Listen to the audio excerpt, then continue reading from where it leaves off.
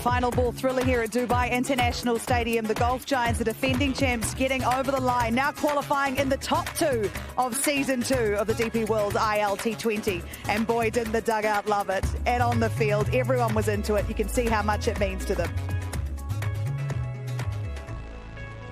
Might have even seen a smile from the coach there.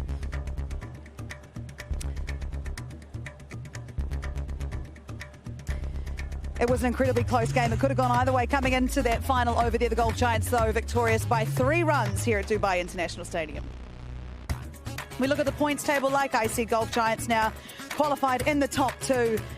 Knight Riders sitting there on 10 points. My Emirates still comfortable on the top of the table. Playing just down the road, actually, in Abu Dhabi, which we'll talk about later. But right now, I've got some very special guests. Rowan Gavaskar, Danny Morrison looking like he's owning an NFL team. And James Vince, I imagine, a very, very happy captain. I reckon for the first time this season, I saw a little bit of stress by... I think that you deal with stress by taking your head off and running your hands through your hair, just towards the back end there. Danny's got no hair. He just wants to remind you of that. But you must be feeling very pleased with your lads. Yeah, absolutely. Yeah, today was obviously, we were up against it for long periods of that game with the chase. With their chase. But yeah, I guess we found a way batting first in the last 3 and now 4 games to get the job done second time round. That was part of the reason behind batting first, because we felt like we're in good rhythm playing the game that way. But yeah, it took a hell of a comeback, some awesome death bowling from the guys at the back end to actually get us over the line. OK, death bowling is a skill, we know that. But as the captain, that last ball that was bowled tonight, how was the ticker? Was she going overtime? Were you OK? Were you calm? Confident even? Just had to persuade Blessing to stick with the Yorker. I think he felt it was a bit predictable going for another one, but just try to tell him, you've nailed pretty much 5 in a row, even the no-ball free hit. So no reason to change. It doesn't matter if the batsman knows what's coming. If you execute, he's not hit one yet. So just to believe in that and back yourself to nail one more. The game's done. Yeah, you mentioned that last ball, but the previous over, the 19th over, bowled excellently by Chris Jordan. As a captain, what are you thinking of when you're deciding between, say, Ayan and Blessing? What's going through your head, and what are the reasons for giving a Blessing that last over? Well, we spoke at the timeout, and felt like CJ, I think they needed 30 or 4 overs. Felt like the 19th over was, if we had 2 good overs, the 19th over was still going to be a huge over. So wanted to try and get CJ, kind of the guys that have been doing the death bowling, to at least get it to the last over. And then when the pressure's on the batsman, no matter who's bowling, they still got to get their team over the line. So to jiggle it around a little bit, but felt like CJ bowling the 17th and 19th was the way to go. And our 2 spinners have handled pressure really well, but, given the nature of the game and when you get that late on, Sunil Narine batting, so the spin was never really an option at the back end. And Blessing, he's bowled really well since he's come in. Needs a little bit of direction at times, but he's got the skill set there to keep any batter quiet. Also, it was good to see you keep your cool when you bowled that no ball plus wide. Yeah. What was going cool through on your the head at that outside, point? but yeah, I mean, you speak about doing the little things well, and limiting free hits obviously is an important part of the game. But to be honest, it's how he responded to that. Once it's done, it's done. It's about focusing on the next ball and making sure he's not carrying that baggage with him into the next delivery. The Jordan 19th over, and often you think about this, either you're going to bowl the 19th or your 20th, the 2 best bowlers, right? Jordan, that was the plan. He was always going to bowl that 19th. He was going to bowl after he bowled the 17th over. It gave me options. If he'd not bowled the 17th, he would have had no choice but to do the 18th and the 20th. So plan was to bowl the 17th, hopefully bowl a good over, as he did do, and then it gave us options at the back end. Just on that, and everyone's laughing at this, is that at the start of the day, you wanted to, I was privy because I was talking to Linny, and you were sort of, to weigh it up. It's a day game, it's different than the sun's gone down. So again, do you think though, apart from that, obviously in the end it's been the right decision, 20 runs too shy on that pitch maybe?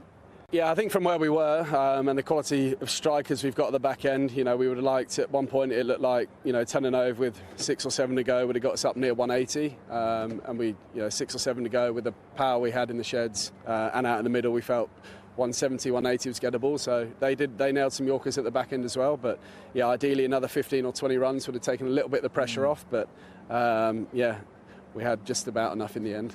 Just about enough. No, you did a great job. But I want to take you back to that final over. We're going to go ball by ball, and I'd like you to talk us through it as the captain, what you're thinking as Blessing bowled this final over. Heart in my mouth the first one, whether it was a waist-high full toss or not, but it looked like he nailed them from mid-off, but yeah, I guess from this point onwards he nailed a few. I think it's one of those, you can bowl a couple of Yorkers and try and get ahead of the batsman and take pace off or something, but I don't know, just with Laurie, I know he likes to open up the offside, so I think pace off would have given him more chance to get underneath the ball, and even to the long side, I know he's a clean striker, so to him, just felt like trying to hit the bottom of the bat, give him no chance of getting underneath one, and it took some great skill from Blessing to actually do that. You had a very animated dugout at one point there. All the coaches were up and talking. I think a few of the other lads were having a few opinions on things. How did you keep your cool, though, to inspire your players to get across the line in the end? It's one of those, Andy's got a huge amount of experience, as have, some of the other coaches in the dugout, but so at times I want to lean on what they're saying from the outside, but I guess in those real critical moments when there's, you picked who's going to bowl, I think my job is just to give the bowler belief that they're doing the right thing. We've said it before, no matter what the plan is, if you fully commit to it, you've obviously got a better chance of coming out on the right side. So just making him believe in what he was doing was the right thing. Jimmy, talk to us here. I know you're cool and calm. Can we talk through what's going on there? Got no idea. Turned up and we had to get it taped up. Maybe the sponsors haven't paid their cash. Denny, ask this when we're not on here. This is not the time. This is not the time. We're going to talk about Jamie Overton. I'll get you out of there. Don't worry. We're going to talk about Jamie Overton. Look, a guy you've played a lot of cricket with, I'm sure. He has done a great job in this tournament so far. Another great bowler for you to have at your disposal as a captain. Yeah, and I think he's one of those. Probably before this winter, he bowled a lot through the middle and towards the back end, but saw him during the Big Bash bowl a lot up front and in the power surge. So I think his game's developed. He's now confident in his Yorker. He's got good pace and he can move the new ball. So he's someone that we can really go to at any time of the game. I don't think he's taken the first over in this competition yet, but we know he swings a new ball, and we felt to their openers, moving the ball away from them was going to give us the best chance. Talk about us through your batting, how much you're enjoying it out there at the middle. It maybe didn't start the way you would have liked the tournament, but things are coming together nicely for you out in the middle. Yeah, it was a bit scratchy today. Didn't strike it as cleanly as I'd like, but as you say, I was a bit indifferent at the start of the competition. Managed to make a few more contributions as it's gone on, but still you always want more. I think we've not really had a set batter be there in the last sort of 4 or 5 overs for a number of games now. So turn some of these 40s and 50s into 70s and 80s ideally, but rather be getting 50 than nothing. Well, you're doing a wonderful job. We're enjoying it thoroughly. Danny, what did you make of James' performance with the bat tonight? I liked it. Yeah, I thought cool. You're not going to say anything else, are you? No, really okay. stitched you up there. It's all right. Was did you like it? That's what I thought tonight. I think terrible. It was awful, man. What do you mean like that? Got out at the wrong time. No, I'm just kidding. 100-run partnership, what more can you ask? Yes. Well, it's a T20 game. No, you can't ask for much more because it's all about building partnerships there. Let's talk about Jordan Cox and his performance with the bat. What do you like about this young lad? Are you enjoying batting with him?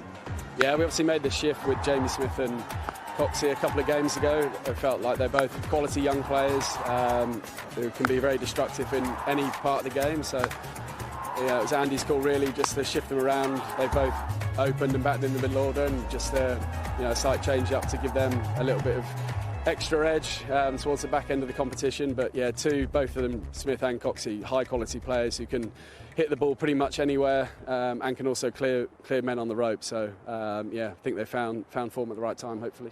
Speaking of form at the right time, Hetmar, what a great catch. Let's talk about that for a second. What an extraordinary catch. But with the bat, he is starting to find form at the perfect time for you in this tournament. Yeah, and I don't think it's any coincidence that his form and some of us at the top of the order obviously coincides with us winning games. Before we were asking our bowlers to defend 140, 150 when the pitches were probably at their best, and now some batters in form, taking that up to what we think is par or above par scores, obviously helping our bowlers out a huge amount. So Hetty was amazing for us last year. He's one of the few guys that has the ability just to smash it over the rope against any bowler and any boundary size. So he's a massive part of our team. So this is your second season, obviously only 2 seasons of the DP World ILT20, second season as captain. What is the difference in season 1 to season 2 that you've noticed? I certainly think the UAE players have stepped up and are playing bigger roles and more important roles in their team. Certainly, the 2 young spinners in our team are, I'm happy to go to them at crucial times in the game. Wickets that are starting to spin a bit against top quality players. So I think, you know, they've grown since last year, and having seen them last season and the beginning of this season, they've got more trust and more belief in what they're going to do. Other than that, I think same as last year. Every game just feels like it's going to be really tough. You don't turn up to the ground expecting to win. You've got to turn up and play your best cricket against some top quality opposition. So every game feels extremely tough, but I guess that's a sign of a good competition. Jimmy, what about the ball? Because I've asked a couple of your English colleagues, and they reckon the lacquer, a bit more on it, and the proudness of the seam a bit harder, so it's making it a bit more challenging inside the first 6 overs. Yeah, I think they've got some sort of smart chip in them, which, last year I think they swung around a lot. I think, with the pitches drying out now and a bit less grass on, that swing sort of disappearing a bit sooner. Certainly seen in Abu Dhabi where there's been grass on the pitch, the ball tends to swing around for a lot longer, even the spinners. You've seen some of the spells from, Akil Hussain, Sunil Narine, actually swinging the ball as spinners. And what about Overton today? Be that first over. Now, we were on air, and I'm just thinking, would you not give him a second one? Or part of the strategy, no, only 6 balls, because it was swinging beautifully for Jamie. It was, but, Blessing had been taking that over prior to today, and I know how important Jamie is at the back end, and also if they get going in the power play, him coming back to try and shut them down and get a wicket's important. So it's just not wanting to use too many of his overs up with inside the first couple. So, I guess it could have gone either way. Well, it is all coming up roses for the Golf Giants. Thank you very much for your time tonight. We very much appreciate it. Let's catch up now with Shimon Hetmyer, find a little more about him in This or That.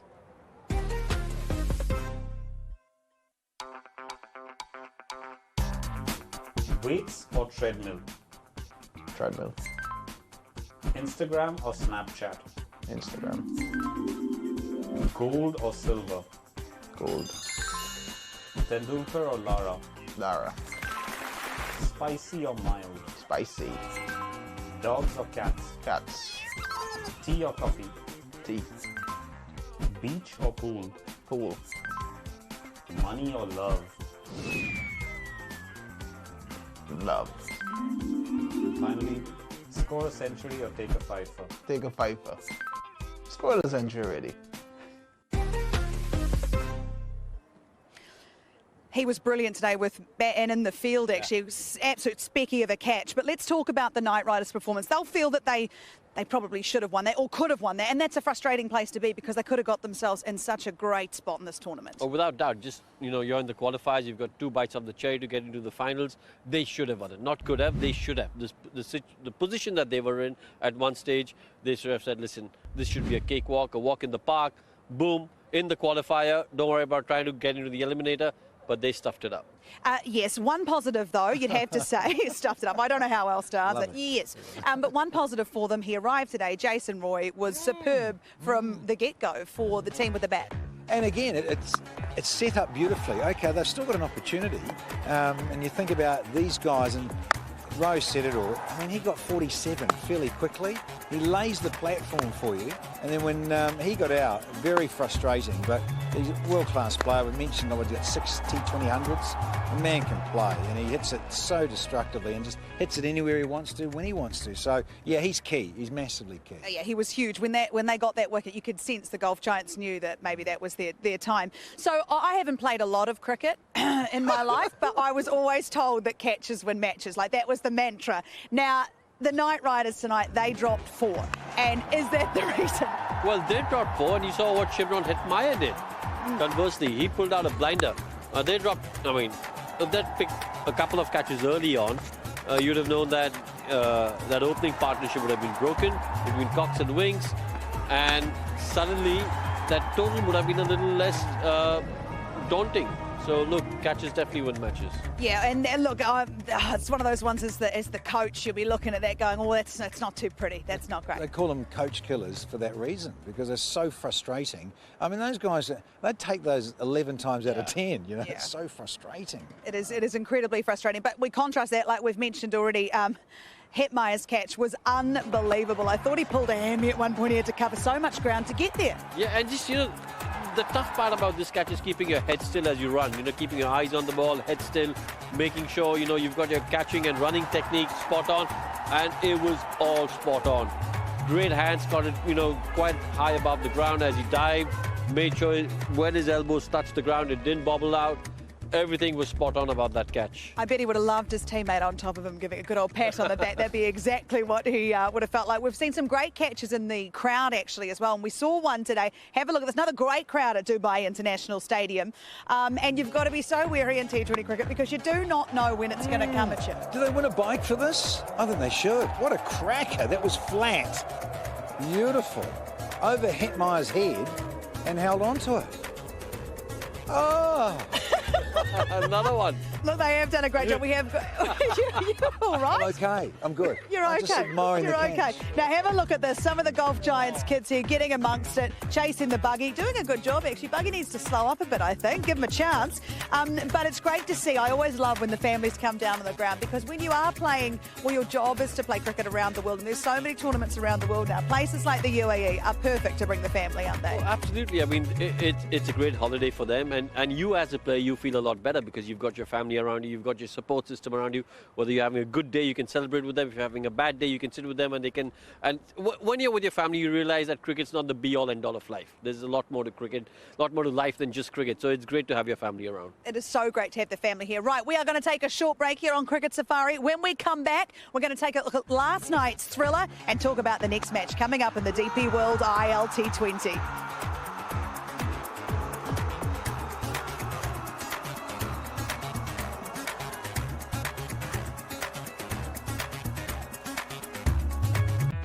Beautiful nights here in Dubai. The matchup down the road, Abu Dhabi, my Emirates taking on the Dubai Capitals. The Dubai Capitals are batting first. Sam Billings, the new captain, in action. Can they get across the line like they did here in Dubai just last night? I tell you what, these last ball finishes, not good for the ticker. Very entertaining though. So here it was. I've got Niall O'Brien, Danny Morrison alongside me. And Niall, I tell you what is it about the Capitals' ability to get across the line in the last ball of this tournament? Well, they've got a lot of players with some composure. Sikandar Raza has been, well, the standout player all tournament. You just want someone who's got the capabilities and the power and the presence to get that ball over, get the win. Yeah, it's heartbreak. It's not what you want, but look for Raza.